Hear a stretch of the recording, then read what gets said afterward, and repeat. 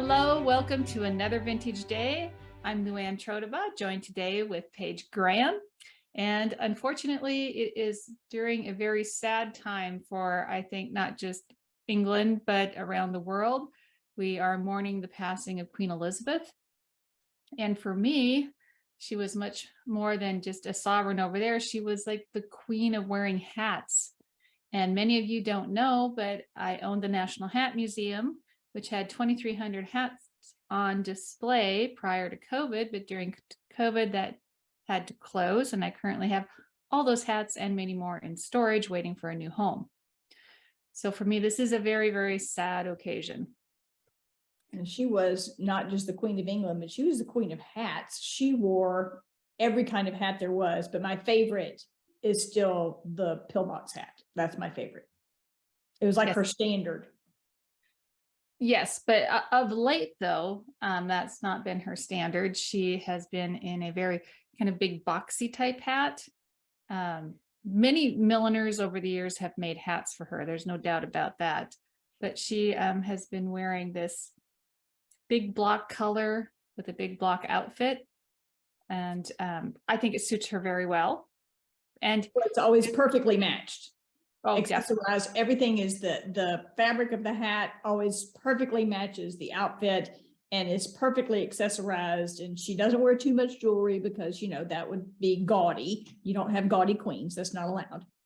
So I think that she just was the standard that everyone should, you know, try to measure up to as far as class and presentation. Yes, she had it dialed in. But she didn't do it all herself, you know, by any means. I mean, she had a staff to help her with all of this. Not that she didn't have a lot of input with it, like the designers would bring her the ideas of what they'd like to do with a piece of fabric. And then she had her input. She'd like to pick out the pins that she would wear with different things. There's a great book where I learned a lot of this stuff from. It's called Dressing the Queen. Highly recommend this book if you're really into the Queen and what she's wearing. She has a staff of about 9 people that help her pull her looks together. Because can you imagine just going on a state visit, how many outfits she's going to need? And she's going to need that old-fashioned luggage, that Louis Vuitton luggage where they used to put the hats. Funny you should say that, because the head dresser finally went out and got some big trunks that were on wheels, because they had been using the old stuff. I'm sure the valets were really happy that she did that. I bet so. Because you can't have the hats crushed. That would not be acceptable. No, plus all of the outfits.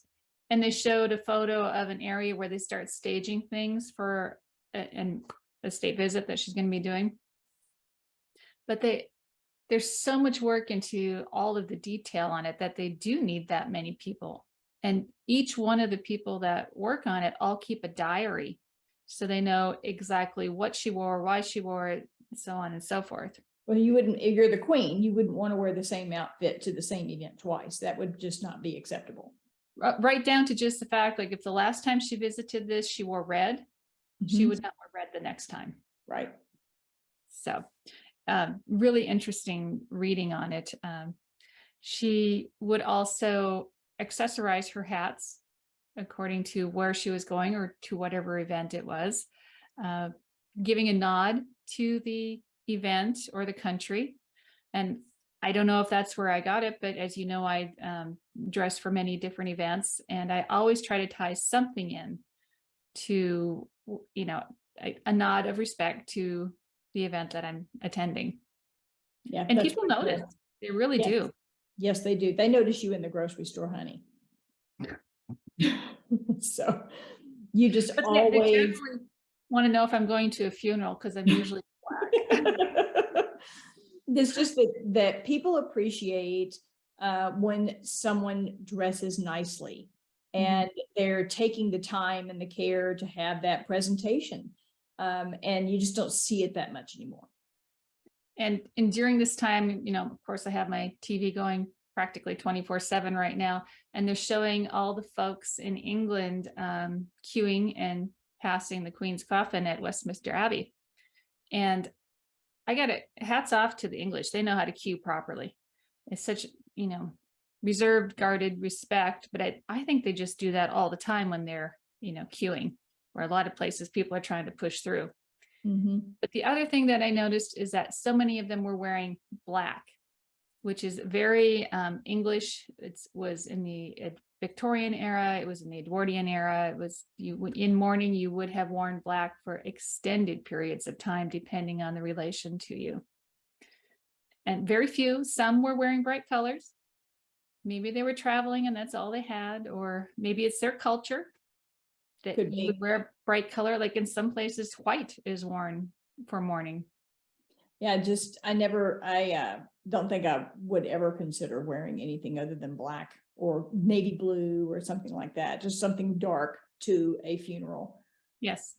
It just, it just doesn't seem appropriate because people are in mourning. They're not there to have a party. Unless you're in New Orleans, then, you're having a party on the way to the gravesite in the parade where they're playing jazz music. Mhm. So it's just different cultures. Yeah. It's well, my mother passed away about a year ago now, and I wore black, of course, and I wore black for a very long time after that. And different events, people who know me knew that my mother had passed away and understood why I was wearing black. But I can remember being in a museum of an old home, and I don't know if this gentleman was trying to be sassy or what. And he looks at me and he says, what are you, in mourning? And I said, yes, my mother just passed away. And he was like, oh. Yeah. And you were doing the appropriate thing. Mhm. Unfortunately, he just didn't recognize that.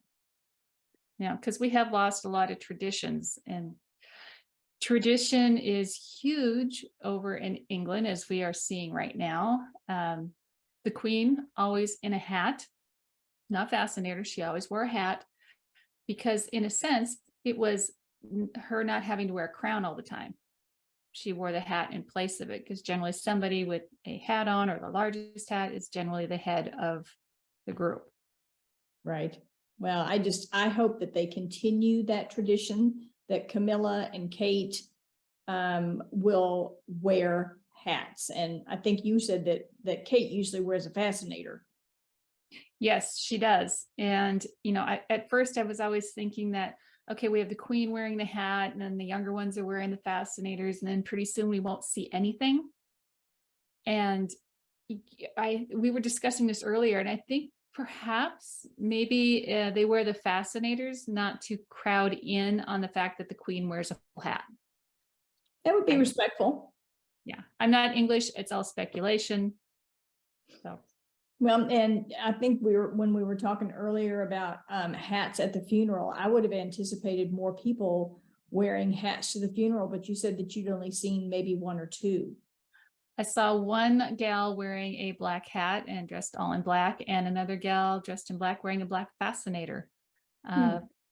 It really was surprising to me. I thought there would be more hats. I know I would have worn one. When I travel in England, I always wore a hat. But again, I was the only one wearing a hat. Yeah. And my travel companion, we were hats, but there's nobody else wearing hats in England.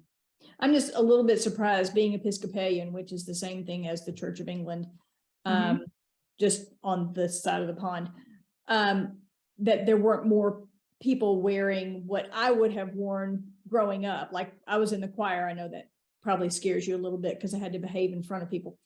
And we had the little Girl Scout Brown little cap thing that went on, kind of looks like the Pope, except it matched our vestment, kind of like the Pope has the red one. And we had to wear that when we were in the choir. And then if we were in the congregation, my mom and I always wore a piece of lace around, almost looked like a doily, but it wasn't a doily. It was like really light lace that went on top of our heads. And I can remember doing that. That was in the 60s. So I'm a little bit surprised. And I mean, maybe they've just, kind of let that go by the wayside. But the people in the choir, to this day, at the church where I grew up, they still wear the little Girl Scout beanies. Yeah, tradition. Boy, I tell you, the English have it down like nobody. I mean, the queen signed off on everything for her funeral. She knew exactly what was going to happen. And when you look at the uniforms of everybody, they still wear this. Even like when you go see the crown jewels, you see the beefeater outfits there. Mhm. Everything is so dialed in. They have records of, you know, the button, how things are stitched. It just goes on and on. They're not That's going to amazing. leave traditions. That's amazing. I feel like we have lost so many traditions. As we've said many times, when an older person passes away, we pretty much lose a library's worth of information with them in their passing. And along with that, you're losing a tradition. We were talking about the family Bible, and how that kind of has gone by the wayside, where you would have all of your ancestors listed and when they were born and when they passed. And people don't do that kind of thing anymore. They anticipate that ancestry.com is going to have it because there was a census taken. And we've kind of gone completely away from having it written somewhere to, if anybody bothers to keep up with it, then it's going to be online somewhere and they can find it. And those records are not always available online. Right. Lord knows I've done enough research to find out that records are not always available. So, matter of fact, I had a cousin just recently pass away, and another cousin contact me, distant cousin who had heard about it, and she had somebody had done a full research of the family, and so she keeps everything updated. That's awesome. I mean, our Bible stopped its updating at my father's mother's death, I think it was, and that's on me because I should probably keep it up. Yeah. Me, the one at who least there's not a whole bunch that you would have to add in. It's not like an entire generation of people that you would have to add in.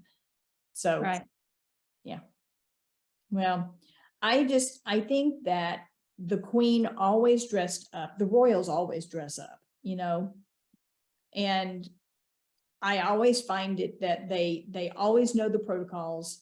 They always, no matter where they're going, all of the information is there for them, and how they keep all that straight for them with the number of places they travel and the number of events that they go to. Yeah, it's called staff, but you still have to keep that stuff in your head because it's your behavior that's going to be judged in the end. And you can't blame it on the staff didn't prepare me.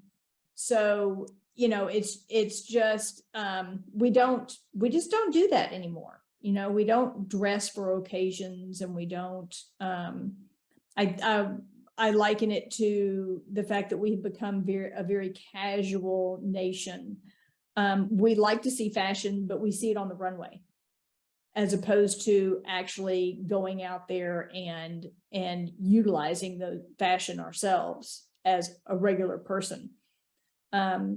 Lamenting how Vegas has changed, for example, from the times of the Rat Pack and when everybody wore a tux to go to a show. My husband and I would dress up to go to a show, and then the people sitting next to us were in cutoffs and flip-flops, what? So maybe I could understand that if it was the matinee performance, where you could bring the kids. But this isn't a matinee. This is after 7 o'clock at night, and after 7 is formal time. So yes. I find it sad that we're losing that. And to me, the queen was always impeccably mannered, impeccably dressed, and is kind of like the standard that we should all look up to and try to emulate. And I don't see that desire for people to do that much anymore. She was always polished. Yes. And she had this incredible light to her. I mean, she had the best pleasant poker face in the world, as far as being in world politics and such. But she just had this ease to her. Yes, she'd done it for 70 years, but I think her uniform was what we saw, the dress, the hats, or the dress and the crown. It was always something, and she was working and she was on duty. But for me, I feel there is something that just pulls you together and gives you that presentation that you can walk easily into when you're dressed up. I know when I go to events, it is shocking to me. Is it respect that I get, the compliments that you get, because it's I so would say unusual, it is. so unusual nowadays. I would say that there's a deference when people see you, they have a deference, respect for the way you're dressed, and you look like a lady, and however you look is how you're going to be treated. Yeah. If you have very little fabric covering your body, Yeah. and you may not be treated as nicely as the person next to you who's in an A-line dress and in some cute little shoes, and bothered to do their hair, and it just there's a whole world of difference between the perception of what people think of you. And yes, that is problematic. Each person the person that's in the nice A-line dress may be a full-on pain in the butt. Yep. But that's not what you anticipate just because of what you see. It's like I always used to tell my students, your first impression is always what people see before the words come out of your mouth. Mm-hmm. And exactly. if you look the part and you are dressed appropriately, you are already head and shoulders above other people. And that it's important to put your best foot forward every day. Yes, dress for the occasion. The queen really, really knew how to do that. Like I said, She really did. Did I show you her thing about her hats that went on tour? No. Yeah, I have this set of postcards, and it's from the year 2001. And it has Philip Somerville, Frederick Fox, and the names just go on and on of all the milliners to the queen. But there's just her collection is amazing. What are they going to do with all these hats? Are they going to auction some of them off? It's not possible to put them in a museum. Having had one, I know how much space it takes. Yes, but can you imagine if they could just take some of the ones for the most famous occasions and put them on display? That would be really cool. Mm-hmm. Mm-hmm. She was also very frugal. She believed in wearing things again, but she also believed in, they had a fabric storage where they had fabric going back to the 1960s or older, and she would like to see, even though it was cut for one dress at one time, they'd like to use it as an accent fabric and again in the future. And when they had her big jubilee, I think her silver jubilee, they did reach back into those fabrics and use a lot of that for her outfits for the occasions. Yeah, I think that we had talked the other day about how because she was getting married so soon after World War II, that she actually used some of the ration coupons in order to get the fabric to make her dress. Yeah, so I heard that. Save them up. Yeah, she got to see such a wide variety of life. We can never understand what it's like to have a devastating war in our country. And she lived through that. She referenced that, I think, for a lot in her future life, and brought out a lot of sympathy for everybody. Yeah, she was a class act that we may never see the like of again. I'm hoping, this is my hope, is that those that are left behind are going to try to continue in her same vein. Oh, I think they will. And it's different times and they need to be dealt with differently. And, she did not require people to wear hats or anything to her funeral. She was trying to keep up with the times. She signed off on everything. So I think they'll keep the traditions, but put their twist on it. Yeah. As they go forward.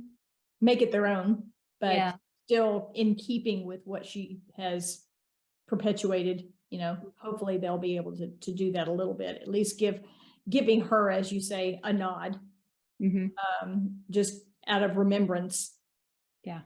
So I think that the most interesting fact that I always knew she was born and she was pretty much groomed to become princess and then queen. But she became queen at such a young age that I cannot imagine what it would be like at age 25 to all of a sudden have an entire country that you're responsible for and all of those people. And the Commonwealth. I mean, Yeah. Yeah. I can't imagine. When I was 25, that would not have been anywhere in my sphere. So I've been just trying to figure it out for a long time. And it's just, the last maybe 10 years, I've figured out who I am. She had to figure out who she was early on, which she said in her speech, no matter how long or how short her life is, was devoted to her country. She never got to be what she may have wanted to be. I mean, can you imagine that choice? right, where there was such a sense of duty and expectation for you to fill this role. And that had to have been a heavy weight, I mean, who knows? She may have wanted to been a ballerina, she may have been an artist. A horse breeder. She wanted to be a horse breeder. There you go. Well, she liked breeding those corgis. Oh yeah. Oh yes, she had the love for her corgis. And I just heard or read somewhere that during sad times in her life, she would tend to breed the dogs so she could have puppies to make her feel better. Make everybody happy. I know. I love me some puppies. Yes. But she, if you've ever seen her filmed while she's at the horse races, boy, everything else in her life leaves that moment. Right now, it's just her and the horse. That's all that matters. That's pretty awesome. It is. And then to see her win, that's really great. Yeah. True joy, true happiness. Yes. Yes. And so,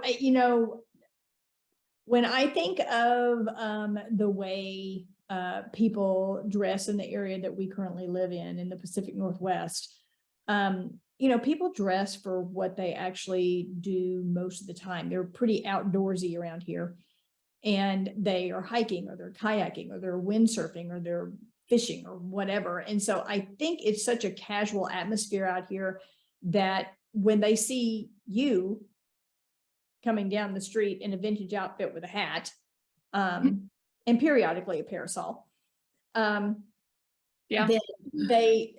find that so refreshing because it's a totally different, it's not something that they normally see. And it just rains a lot here. I mean, in Louisiana, I always had an umbrella because somewhere in town it was going to rain at some point during the day. So you just always carried one, and people around here just have a hoodie. They don't care if their hair is soaking wet, and I would be losing my mind. Yeah, same here. I would melt, I'm made of sugar. So, yeah, sugar and spice, probably more spice, but it just doesn't, I mean, I can't even envision being having the hats and all of the, everything perfectly put together. And England is not a dry country. No. Imagine. It's a lot of mist. It's not like the downpours that you guys are used to. But there was a photo in the book that also had,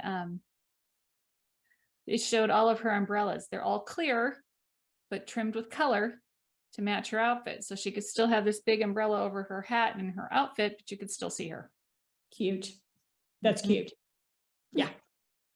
So did you have any particular hats that you were, or milliners that you are particularly fond of that worked for the Queen? Yes, Frederick Fox, and I happen to have one in my tip of collection that I can get my hands on.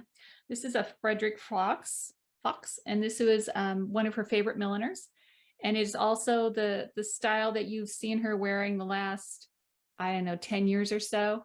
That big boxy look. So she's such a tiny frame person that this hat helped her hold a presence. And this is probably a wonderful book, even like I said, is in French. It has so many wonderful things in it about the hats, but it did also focus on this hat, which is probably one of my least favorite hats that she ever wore. And it's when Charles took his, how do you say it? I can't say it in French, but anyway, his duties to the queen and that he would be the next king. And then the milliner wanted to give a nod to the medieval castle where they were at. So it kind of looks like one of those medieval headpieces they wore then.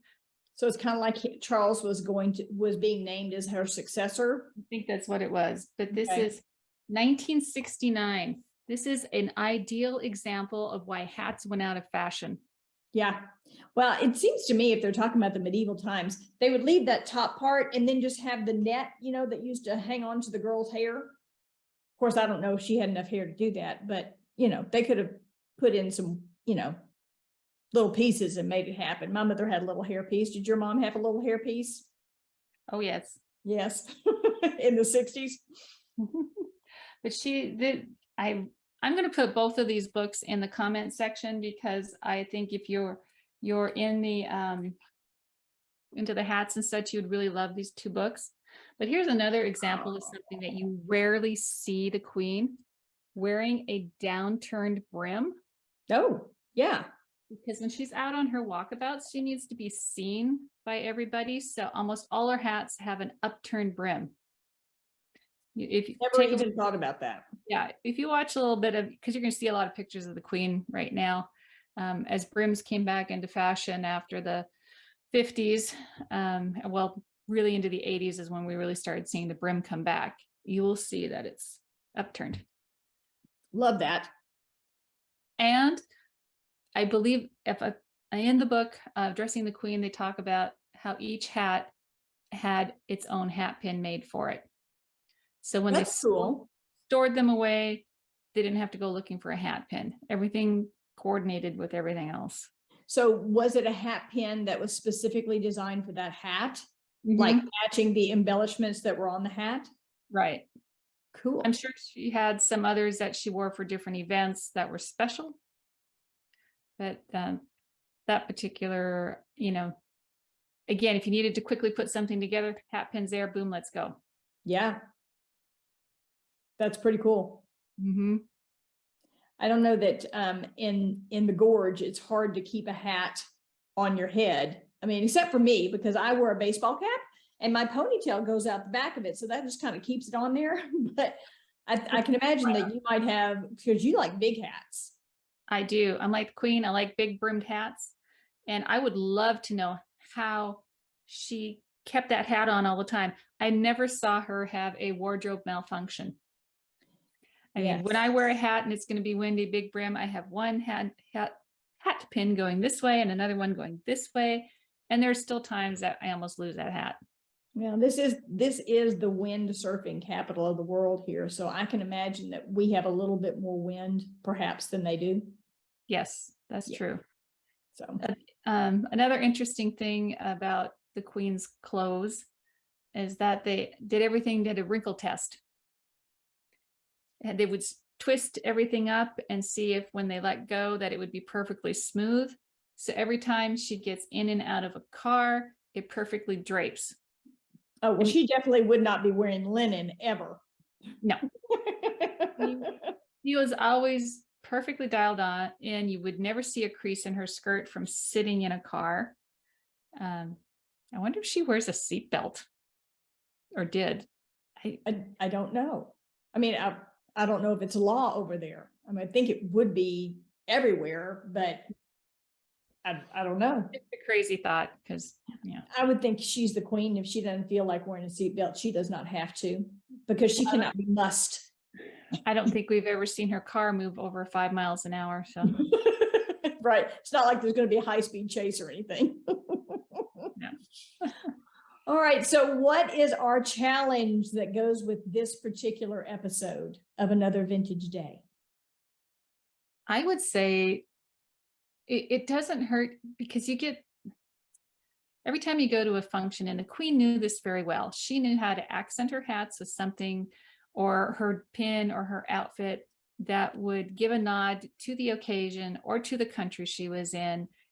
And I think if we all just took a moment to just do a little bit of something. I mean, I get a lot of invitations that say, dress, what was it called? Vintage dress, not required, but appreciated, or something. Appreciated, but not required. And it doesn't have to be vintage clothing. It could be, like I do a Scottish Christmas. I appreciate you coming in something Scottish, or a little nod to it with a pin, but you don't have to wear it. But the people putting on the event, or the host, notice, like when the Queen went to Ireland, she had a shirt, a top on that was little cutout, little Irish 3 or 4 leaf clovers all over it. White on white, you really had to look to know. And then she had a pin that was some type of a harp. I think it was a lyre, wasn't it? Yes, that's what it was. And they noticed. I mean, the little details, they noticed it and they appreciated it. So I think we could all do a little bit something. Yeah, just dress appropriately. If it's a nice event, don't dress down, dress up. Mm-hmm. Because the person who's giving or is in charge of the function and is putting the whole show on for the invited guests is going to appreciate someone coming that is dressed more appropriately. And I truly think that tradition in England, they still follow that. Like to weddings, you wear a hat or you rent a hat, and they're trying to keep it going over there, whether it be a hat or whatever it is in their family tradition. I think we should do the same here. Okay, so maybe it's an ugly sweater contest but participate, have a little fun. Exactly. And you never know what how someone is going to perceive you just by how you're dressed. It's always what someone perceives you to be is always decided by what they see first before any words come out of your face. Right. It's always visual. And we don't want to be that way, but it's natural human instincts to do that. It is. You can't stop it. Don't prejudge somebody. That's what we always say to everyone. Well, I always feel it just gives you a little leg up.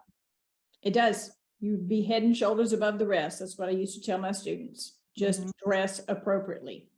Yes. And cover all of your parts. Like you say, usually I'm dressed to here and a little risque today. It was warm. Yep. So you have your challenge. Mm-hmm. Let's take it up a notch. Go to it. Go find a fun event and dress it up a little bit. I think you'll be surprised in the reaction. Take the compliments. Mm-hmm. Enjoy it even more so. Nod and say thank you. And the only way that that you can make that happen is to just say, let's do it. Why not? Life is short. That's it. Well, with which much sadness, we will continue this week honoring the Queen, but we will be back here on another vintage day, and hope to see you there with us. All right. Have a good day. Bye-bye, guys. Bye, everybody. If you would like to be a part of this community, come on over to Patreon, where you will be able to access the quarterly magazine, podcasts, and so much more. That's patreon.com/another vintage day, all in one word. Living your vintage lifestyle all begins with saying, yes, let's.